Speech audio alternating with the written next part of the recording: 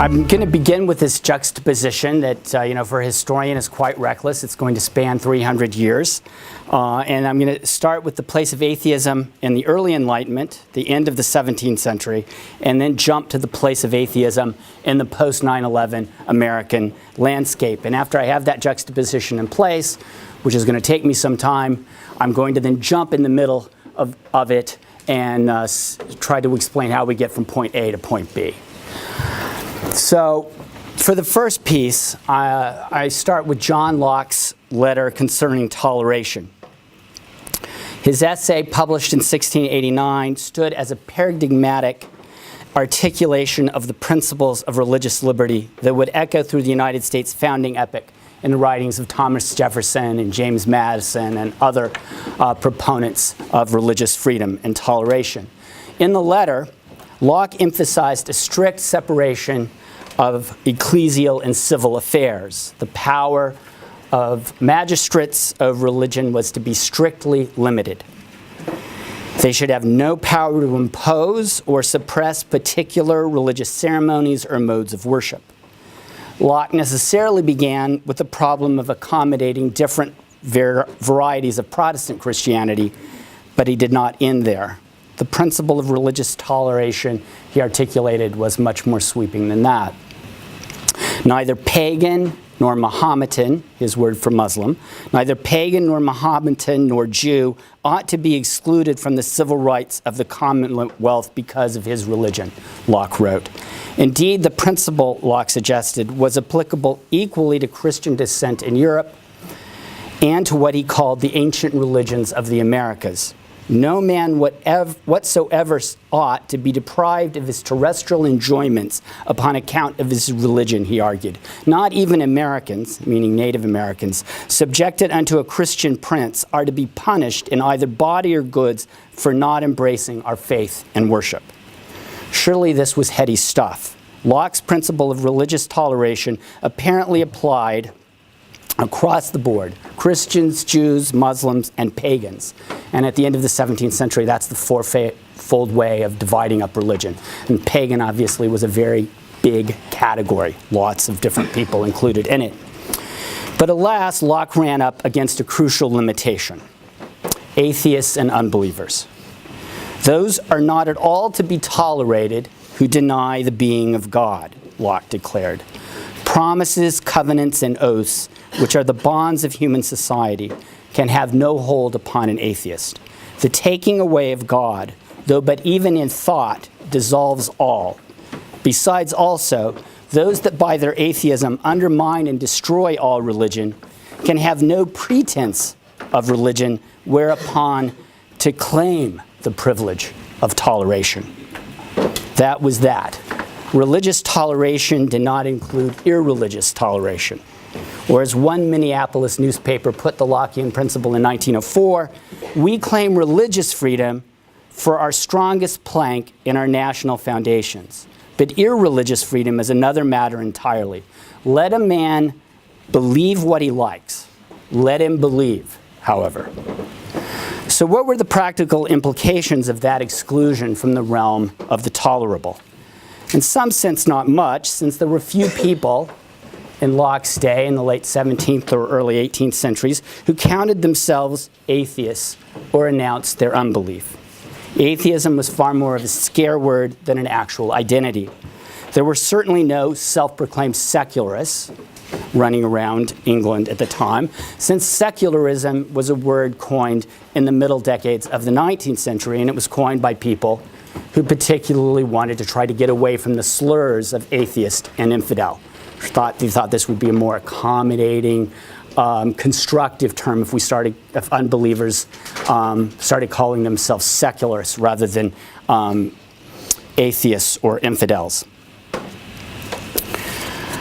Of course, for those who, for one reason or another, became publicly identified with atheism and irreligion, very tough sanctions could be applied to them. In the 17th and 18th century British colonies, sacrilege remained criminal. Offenders who cursed in God's name, scoffed at the scriptures, or otherwise mocked sacred things often landed in court. And the punishments meted out for those blasphemies could be very severe. Indeed, public whipping, tongue boring, imprisonment. Though no one in the colonies was put to death for denying Christ's divinity or rejecting God, the law nonetheless looked upon such disavowals as potentially capital offenses. In one case in Massachusetts in 1654, a soldier named Benjamin Saucer drunkenly pronounced that Jehovah is the devil and that he knew no God but his sword. As the court deliberated whether Saucer's outburst constituted a capital crime or not, he made a jailbreak before a final punishment could be meted out. The last execution for blasphemy in Britain came 8 years after Locke's letter concerning toleration in 1697. Thomas Aikenhead, a 20-year-old student at the University of Edinburgh, was hanged for giving vent in the company of fellow students, some of whom outed him, to a series of profane and atheistic rants against the scriptures, Jesus, hell, and the Trinity. Again, religious toleration, not irreligious toleration, was the ascendant ideal.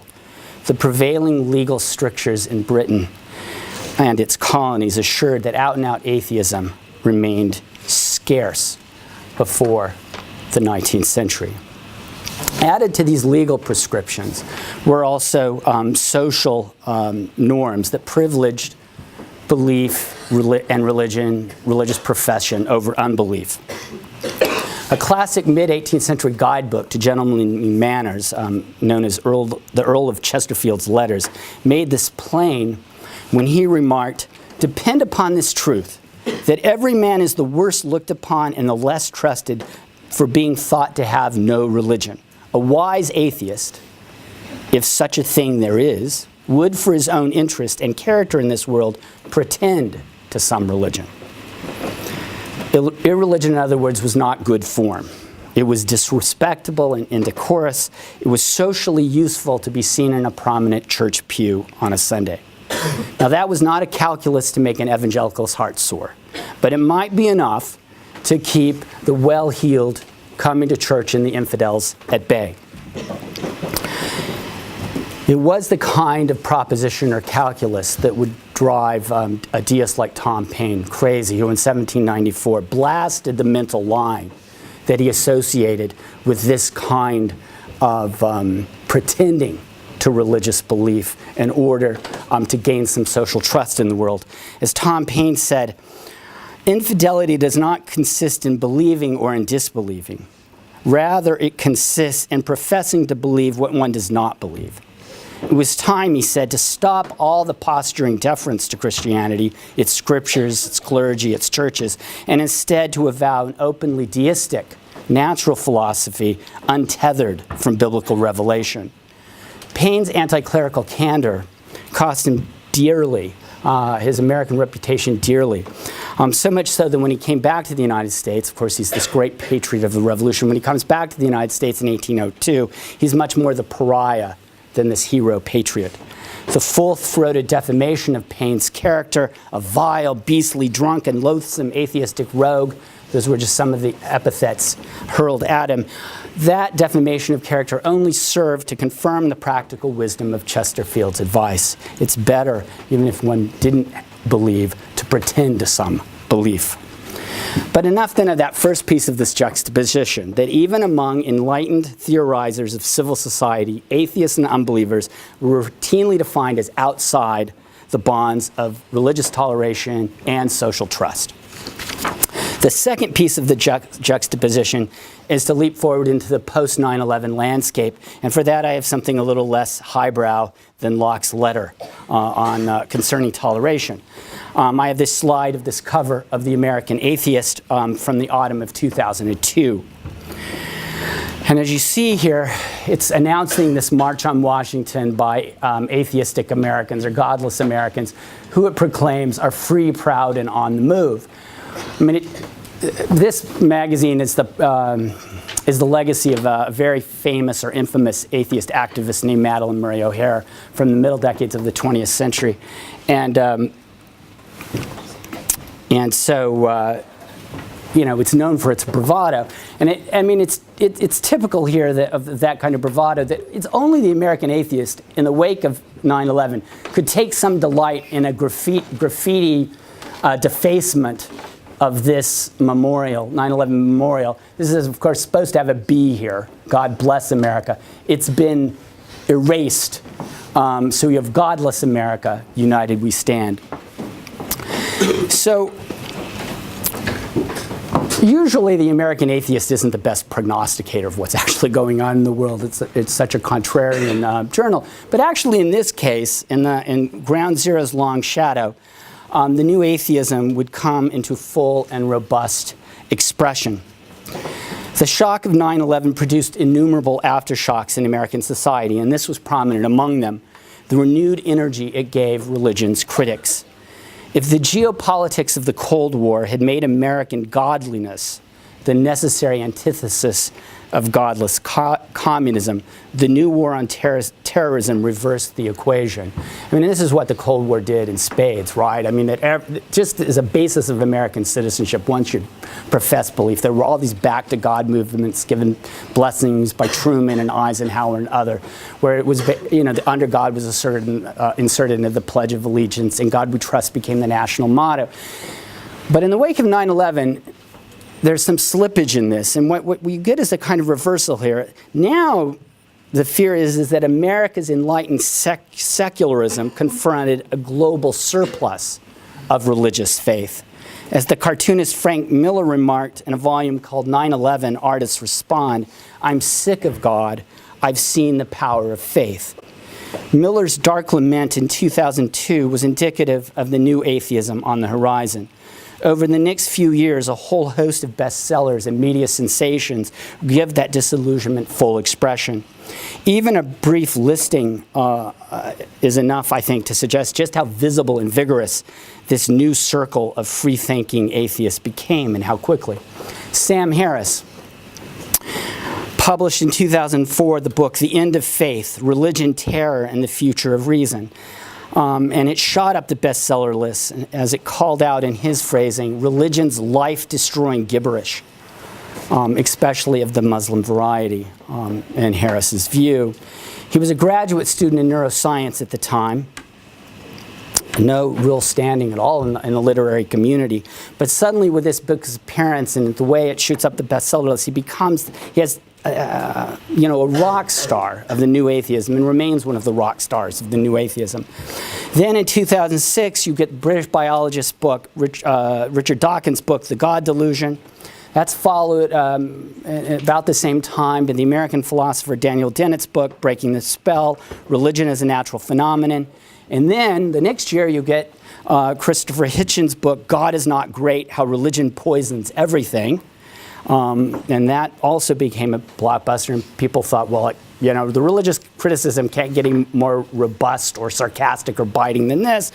But no, the next year, Hollywood got into the act with Bill Maher's documentary. Some of you may have seen it, Religulous, which is an apocalyptic portrayal. I don't recommend it, but you may have seen it. It's an apocalyptic portrayal of religious fundamentalism that commanded secularists to step up their attack before it was too late, and demanded that religious liberals or religious moderates stop being enablers of the fanatics and just come out as atheists too. In 5 short years, criticizing religion across the board had become more than good reading and good entertainment. It had become a survival strategy in an age of terror. American media excitements, of course, come and go. But the emergence of the new atheism in the middle of the last decade was rooted in deeper social trends than the hype of talk shows and book promotions. The post-9/11 moment heightened media attention to the new atheists, but underwriting the popularity of the new atheists were shifting religious demographics. A major survey on American religious identification, which was released in March 2009, emphasized the dramatic growth of the country's no-religion population. The American nones as the principal investigators call this demographic group. And that's just a really lousy word they came up with, nuns, N-O-N-E-S. You always have to spell it because it sounds like nuns, N-U-N-S. But this is nuns, N-O-N-E-S. The nuns, N-U-N-S, are not experiencing explosive growth in the American landscape. But the demographic group of these nuns, N-O-N-E-S, is rapidly expanding. So between 1990 and when they released that study in 2009, the number of the nuns had increased to about 15% of the population, up to about 34 million people. And that number grew over the next few years. When they released a follow-up study in 2012, that number had grown to 46 million, or about 19% of the population. And 1/3 of adults under 30 now counted themselves as having no religion. So the researchers responsible for these surveys readily confess that the nuns hardly constitute a cohesive movement, but instead include a diverse mixture of the disaffiliated, the doubting, the indifferent, the irreligious, the unreligious, the anti-religious, and the anti-clerical, to borrow their phrasing. Plenty among the nuns still count themselves as spiritually curious, but most of them appear content to be religiously indifferent rather than actively seeking. While Americans still overwhelmingly identify as Christian, about 75% of the population, the country now includes a noticeably enlarged block of secularists, atheists, humanists, and nonbelievers, and all of whom are somehow wrapped up in this amorphous group called nuns. The nuns, as the surveyors suggest, have been normalized as part of the nation's social and religious fabric, so much so that they even gained inclusion in President Obama's first inaugural address in 2009. We are a nation of Christians and Muslims, Jews and Hindus, and non-believers. So no longer a small bunch of outliers, the nuns are now where much of the growth is, religiously or irreligiously speaking. They form the social and intellectual base for the booming popularity of atheist writing in the early 21st century. Perhaps the American Atheist then actually got it right in 2002. Perhaps the godless are free, proud, and on the move in the early 21st century. So that's the juxtaposition.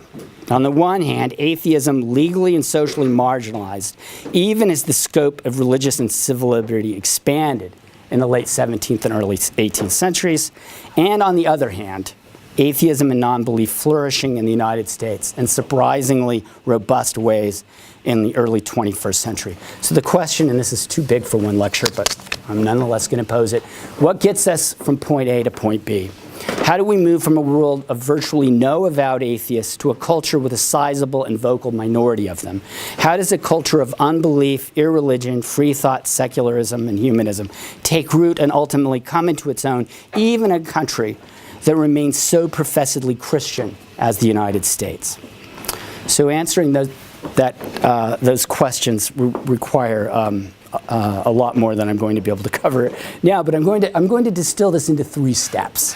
And the first step is revolutionary deism at the end of the 18th century and the early 19th centuries. The second is liberal secularism in the late 19th century. And the third is the activist atheism that comes to the fore in the 1920s and 30s and beyond. So the first step, revolutionary deism.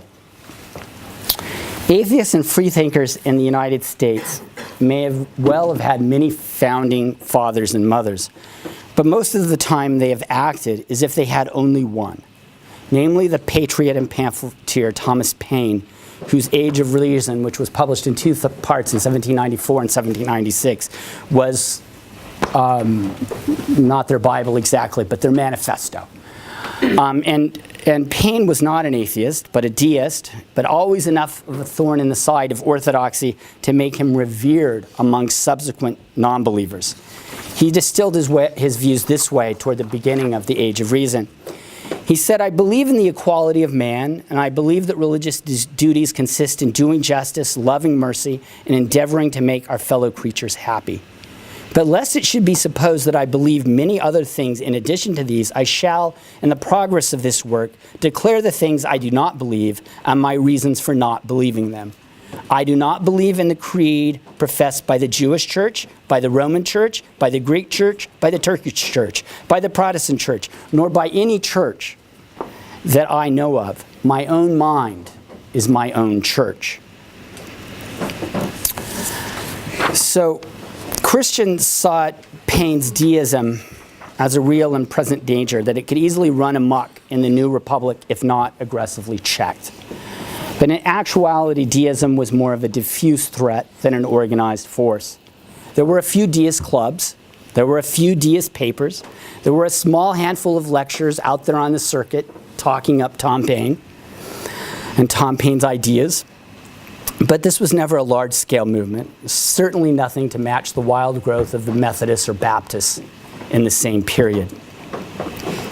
And yet Paine's influence lingered. Whenever freethinkers, atheists, agnostics, and unbelievers reemerged in organized fashion over the course of the, I guess I should have actually done this, restarted my computer. Whenever they reemerged in organized fashion over the course of the 19th century, they do so in connection to Paine. They toast his memory, they hold banquets in his honor. This is what pulls them together. It was paying tribute to Paine that brought infidels of various stripes into fellowship and that gave them a measure of public visibility in the half-century before the Civil War, and often enough, well beyond the war as well. So in this slide, this is from later in the 19th century, but you get a sense of how Tom Paine is remembered here, remembered both for his contributions as a patriot of the American Revolution. Here his political writings aim at the tyranny of kingcraft this way. The cannons are point off over here. And on the other side, his religious writings are aimed at priestcraft, or the power of the church. So you have the Age of Reason canon blasting away on that side, and you have common sense blasting away on this side. So this twinning of political and religious revolution that's being revered in Paine. And I should say, I'll say now, because you're going to get to see more of these kinds of engravings. I have a hobby horse. Scholars usually have hobby horses. This is my hobby horse right now, is this cartoonist named Watson Heston. He holed up for most of his career in Carthage, Missouri, actually. And he produced about, I've cataloged about 1,200 of these cartoons at this point, a little bit more. And so one of his themes, Paine, of course, because he's a freethinker, because he's a secularist, he had many, many cartoons on Paine, usually timed to Paine's birthday or something like that. And I could tell you a lot more about Watson Heston and all of his cartoons along the way, far more than you would ever need to know. But let me just say that Watson Heston is the kind of forthright, candid, non-believer, unbeliever, secularist that Mark Twain sort of dreamed of being. I mean, Twain is often seen as kind of pulling some of his punches, at least earlier in his career, not wanting to offend people, kind of posthumously deferring some of his irreligious writings. Heston deferred nothing. He was in the face of people constantly from a relatively frail perch there in Carthage, Missouri. In any case, here are a couple of other of his cartoons about Paine, just to illustrate the deistic angle here.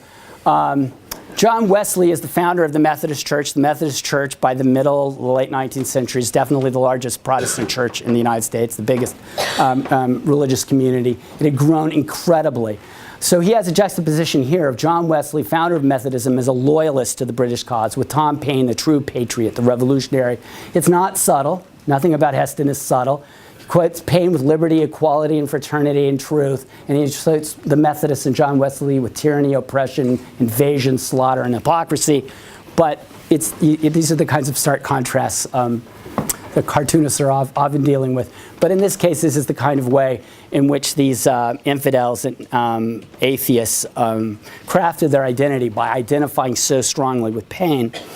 Here's another example, a final example, and this shows you the way in which they make Paine a singular forefather. You have Thomas Jefferson, George Washington, and Benjamin Franklin all coming to pay homage to Tom Paine, as if he's the one founding father who matters to national history. So that's the first step, is the way in which this revolutionary deism, as embodied in Tom Paine, creates a kind of public visibility for these kinds of figures. They're able to rally around Paine, identify with Paine, and lay claim to some public visibility in the early republic. A second step is liberal secularism. And that's embodied in a couple of groups that organize after the Civil War. The first one is this National Liberal League, it's called. It comes together in 1876 in the centennial of the nation's birth. And then that eventually kind of crystallizes into this other group called the American Secular Union in 1884. And both of these groups have the same platform. And they rally around this platform called the 9 Demands of Liberalism. And all of these demands, which were first articulated in 1872, in a post-Christian newspaper called The Index. All of these 9 demands center on how you're going to create a secular republic as opposed to a Christian nation, what that's going to look like, and how you're going to level the playing field for non-believers alongside believers. Because the working assumption is that really, basically, the religious have the upper hand in this. And there's ways in which religion is so privileged over irreligion that this is just not a level playing field. Also, here are the ways they imagine doing that. And they all center around these notions of how you're going to separate church and state.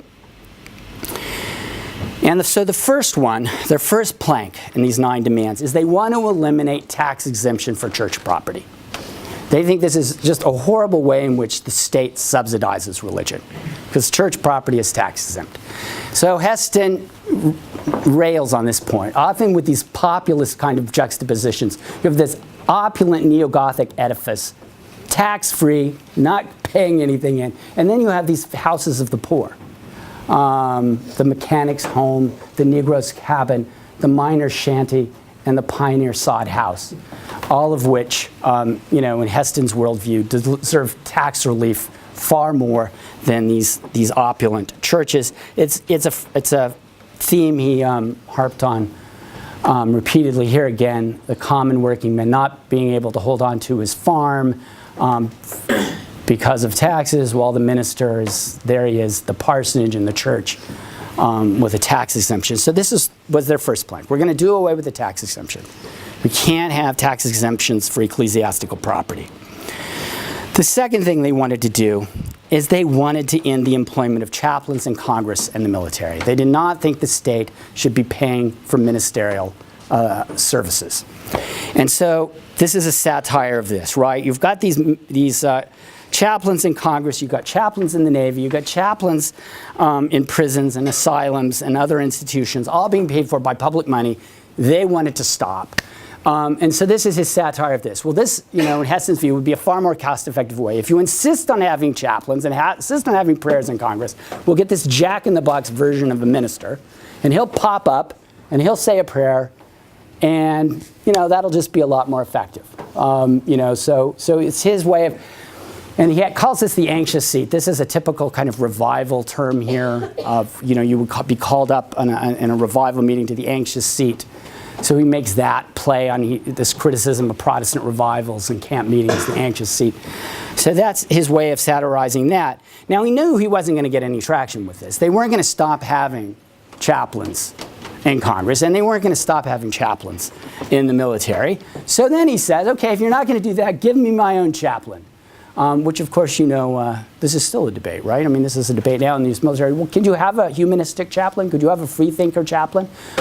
What about all the folks who are these religious nuns who happen to be military? Don't they need some sort of chaplaincy for them?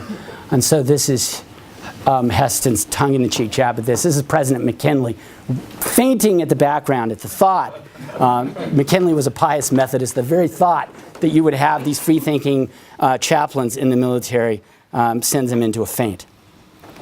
Okay, so they were going to do away with that. The third thing they want to do is they want to do away with basically faith-based initiatives, the giving of government money to religious institutions to perform other services. In this case, he's picking on missionary schools to Native Americans, in which the government is giving out all this money to Indian schools, and as Heston is right. I mean, it's a religious education that's entailed in that, and they're just like, you can't give all this money to these religious initiatives and these religious schools.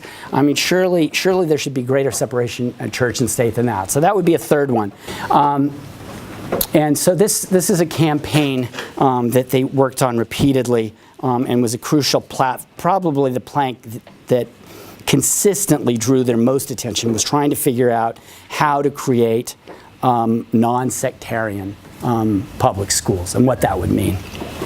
Okay.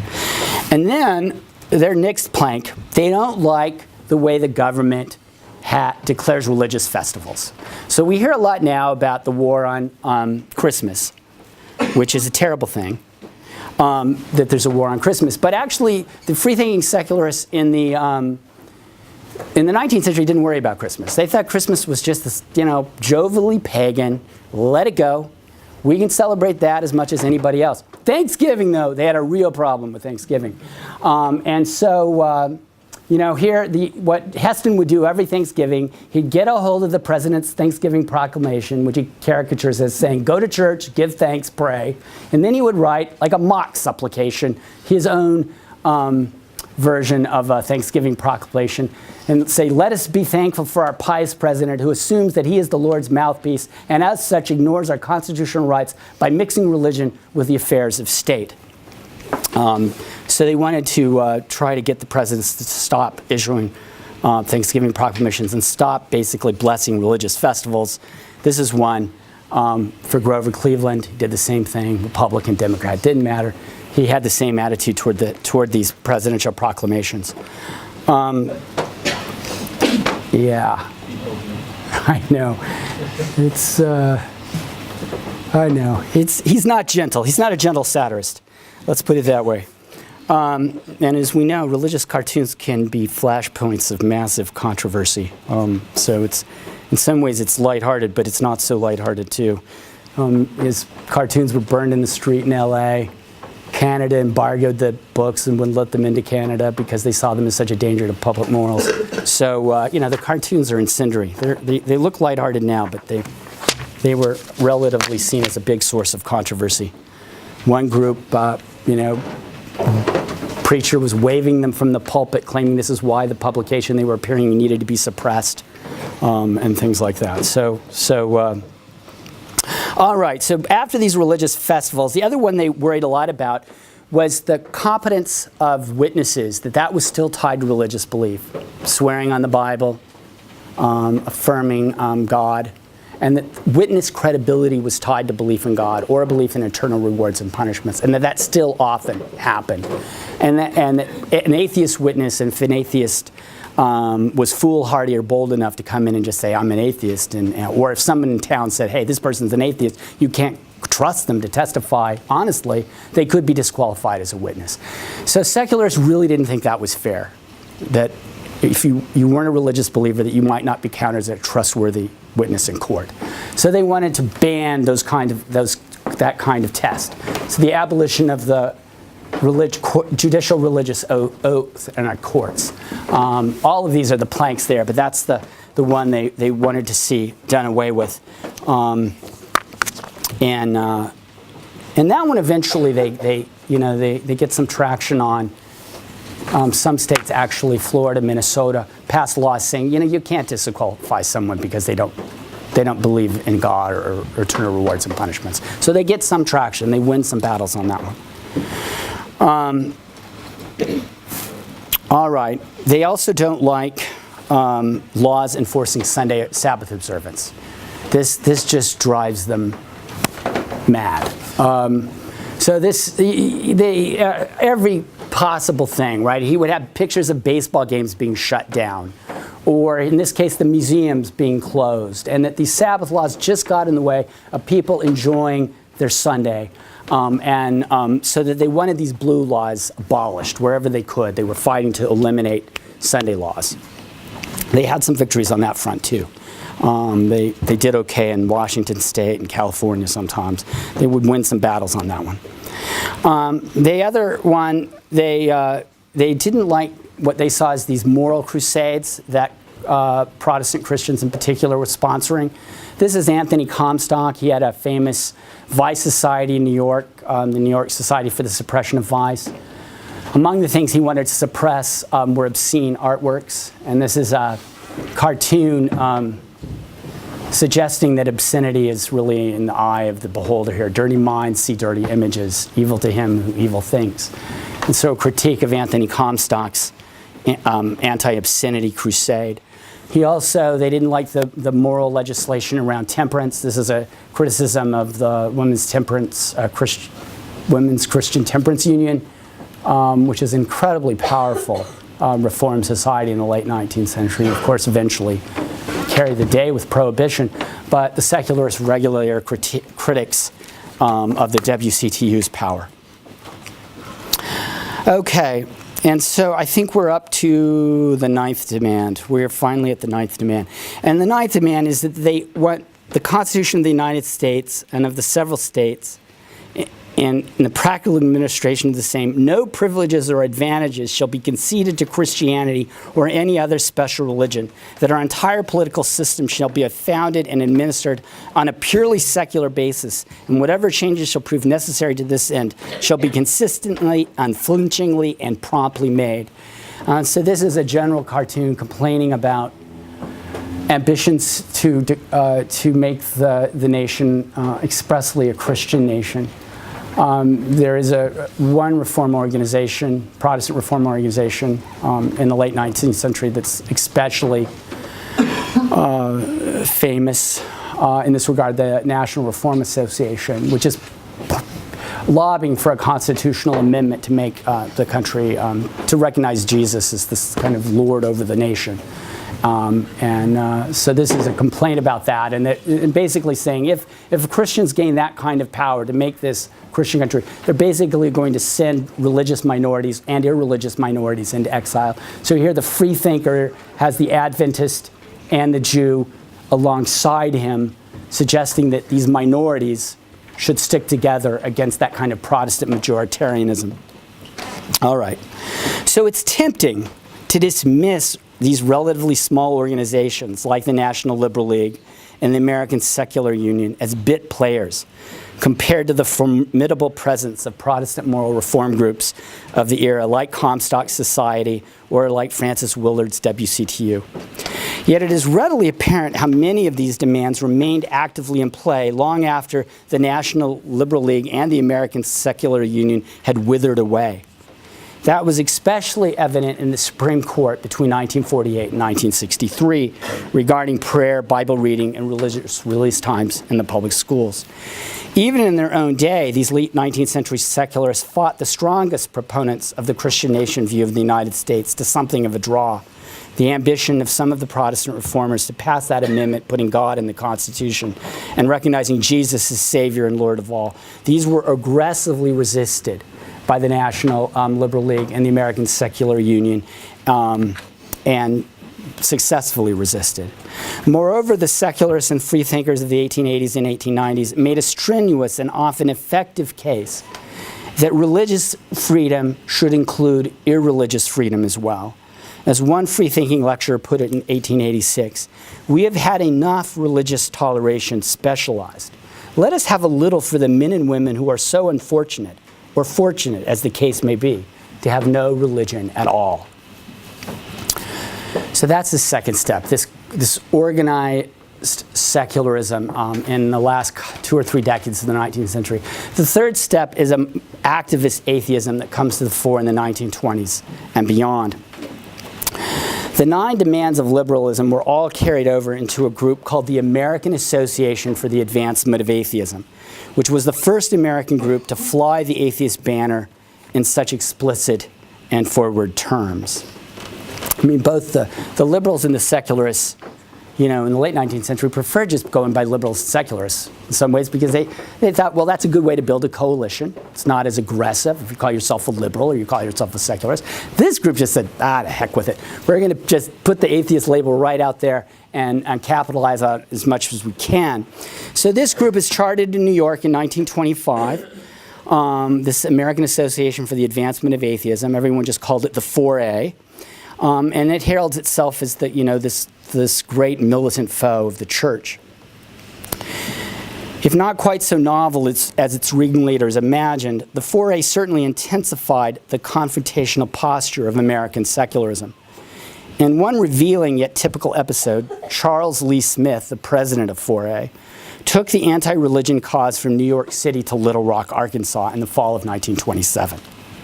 He set up an atheist headquarters and bookstore on Main Street with a large show window placard that said, "Evolution is true, the Bible's a lie, God's a ghost." To say the least, Smith and the 4A failed to save Darkest Arkansas, as he called it, from fundamentalist anti-evolutionism. Indeed, Smith was arrested as a danger to the public peace, fined, and briefly held in jail. His atheist shop was mobbed, his inventory destroyed, and the chief of police refused him security. "I would not give protection to a house of prostitution or a bootlegging joint, and I don't see why I should protect you." So Smith reported the chief of police telling him.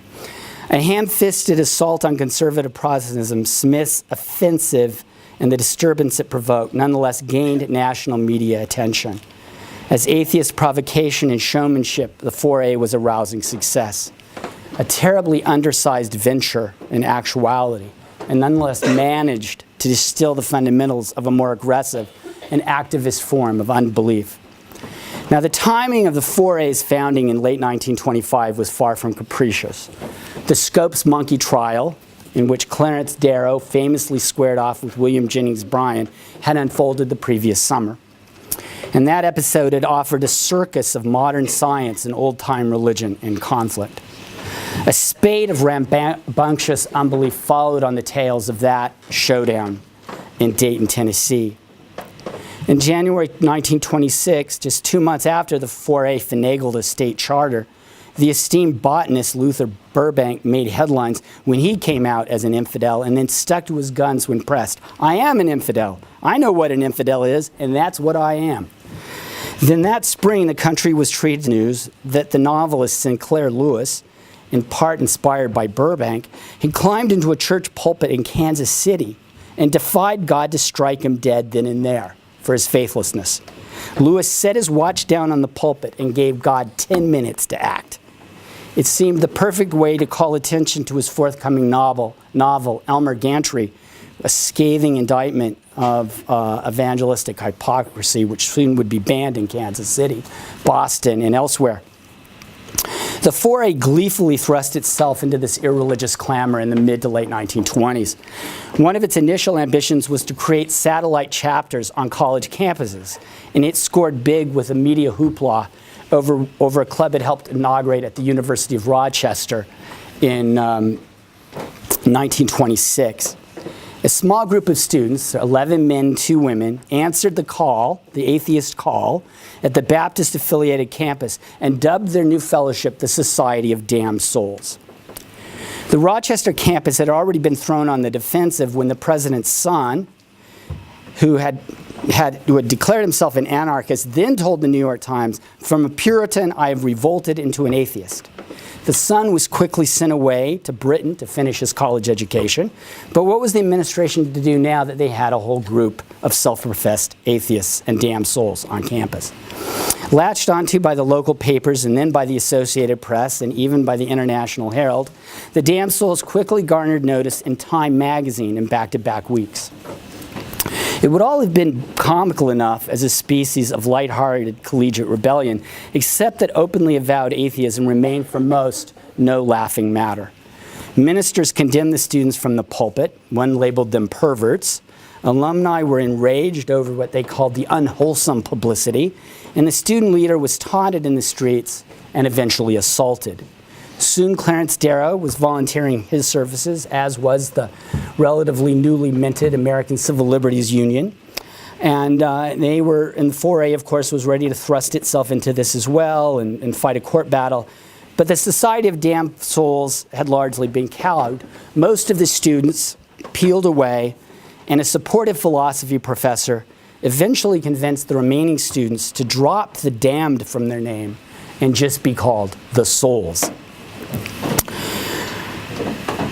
The local fate of Rochester's damned souls was no doubt one more defeat of public unbelief at the hands of the Protestant establishment. And indeed, the president of the University of Rochester calls in as the commencement speaker the dean of the Divinity School from the University of Chicago to kind of show that Protestant order has been restored on campus. But nonetheless, the 4A runs with the publicity because, boy, stuntsmanship is something Charles Lee Smith was good at. And so, indeed, so once they squash this one student group, other students, hear this news, read about it in Time Magazine, wherever else on the AP. And so then the next year, the 4A is happily claiming that they have atheist clubs on more than a dozen college campuses, from Brown University to the University of Kansas, right out to the University of California. I did not see one for the University of Missouri, but it's possible. At Yale, a group of young radicals emulated the Rochester group and banded together. The New York Times reported incredulously on the platform that the old religion is bunk, that God is a figment of the diseased mind, and heaven a luscious Frankfurter held out at the end of a stick to keep the anthropoid rabble working like the trained dog in the circus. All this media notice was precisely the success that the 4A gained through their campaign to organize what they called a junior atheist movement in American colleges. With only a handful of generally tiny and fleeting clubs, they had managed to make their atheist banner, however vilified, nationally recognizable. So much so that Cecil B. DeMille made a movie about them.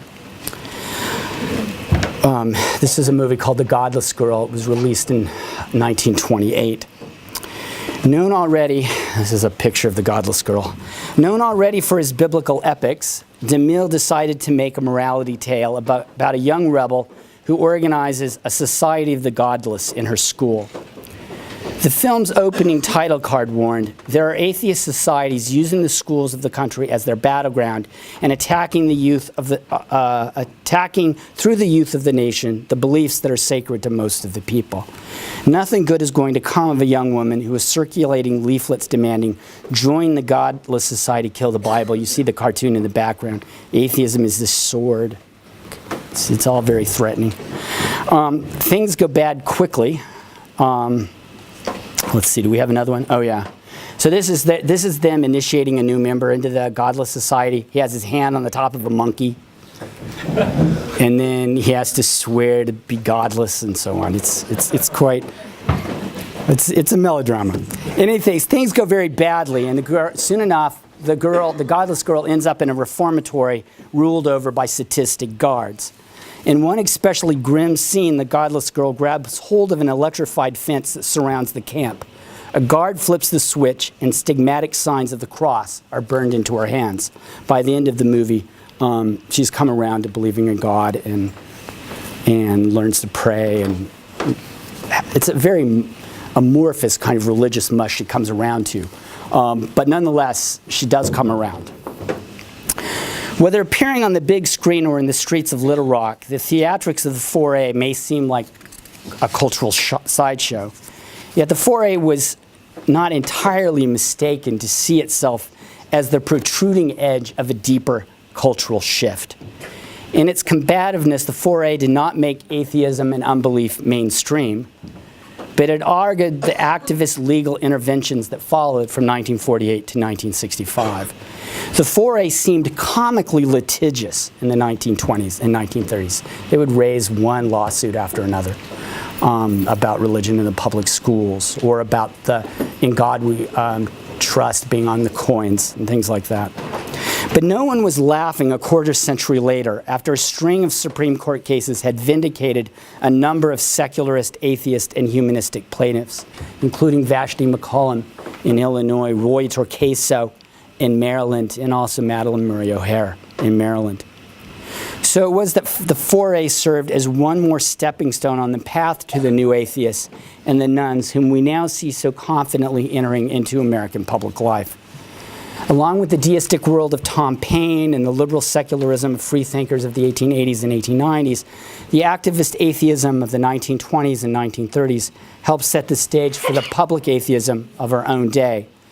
There were other chapters in the story, of course, but these three, revolutionary deism, liberal secularism, and activist atheism, were especially tangible pieces in a much bigger and complex history of unbelief in the United States. Thanks.